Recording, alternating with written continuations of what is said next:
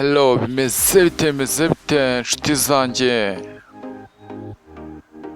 nk'uko mubibona iyo ngiyo ni ikipe ya Rayon Sport Gikundiro. Ikipe ya Rayon Sport rwose muri iyi minsi iri kugenda izamo amakuru menshi cyane, ariko menshi si meza cyane.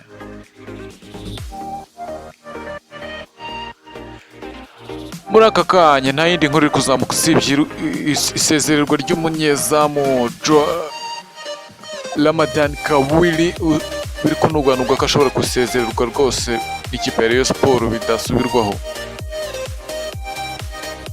Ni umwe mu bazamu bari baguze bazi ko bazabafasha, umuzamu wakuye mu gihugu cya Tanzania mu ikipe ya Yanga, ariko hageze ababera imfubesha. Wewe umuntu wabaguriye Ramadan Kawili rwose sha ni umugambanyi wa Rayon. Abazamu baragwira. Joachim Ojera ntacyo arusha Adolphe, ntacyo arusha Boneri, ntacyo arusha umunyezamu wakuye muri Bugesera.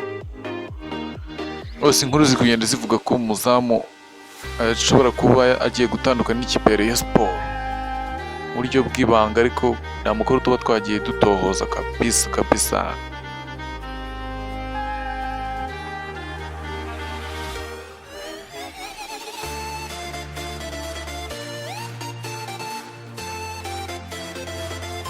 Andi makuru iri mu ikipe ya Rayon Sport none atari meza cyane ku musore wayo Ndizeye Samuel, kapiteni rwose, umwe mu bakinnyi bari kwifasha muri Fazare, ariko muri retour rwose ni umwe mu basore bahuye n'ibibazo by'imvune cyane.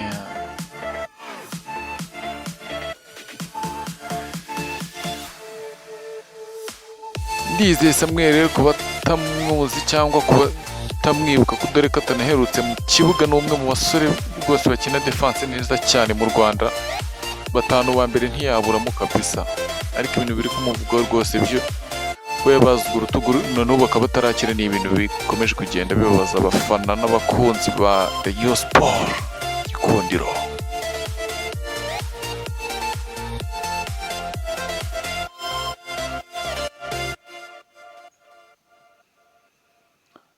Ariko inkuru rwose iri kugenda itangaza abantu ni y'uwo muzamu muzamu bita Ramadan Kawili rwose, isaha n'isaha wakumva yirukanwe muri Rayon. Nk'uko mwabibonye, izi ni breaking news kabisa, breaking news. Niyo mpamvu mugusaba gukora subscribe ukagenda umenya amakuru akomeye cyane kabisa.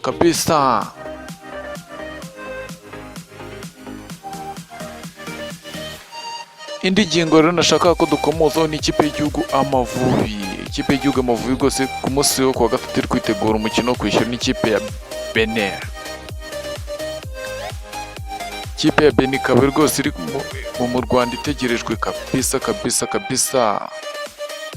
Ni umukino bazakinira kuri stade Kigali Pele Stadium, stade nshya rwose yavuguruwe. None ko ziriya nkingi nicyo kintu gisigayemo kibangamye, no gushyiramo intebe ubundi ahandi ni stade rwose kabisa. Ni umukino uzaba nta bafana, urumva ko n'ubundi Amavubi avantage y'abafana ubwo iyo ntayo, kuko impamvu bavuze ko nta bafana nuko nta ntebe zirimo.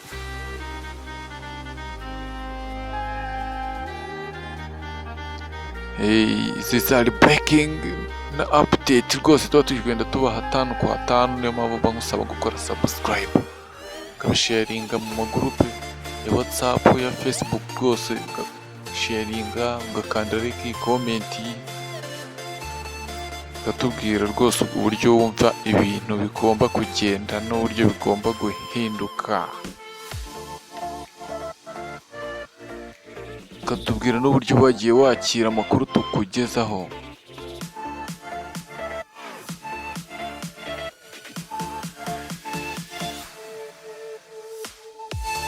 Mu kanya gato mutagira aho mujye rwose, tugiye kongera tubahe andi makuru rwose ashyushye kabisa, ashyushye mu ikipe ya APR rwose. Nayo ibintu bikomeje kugenda bimera ukuntu,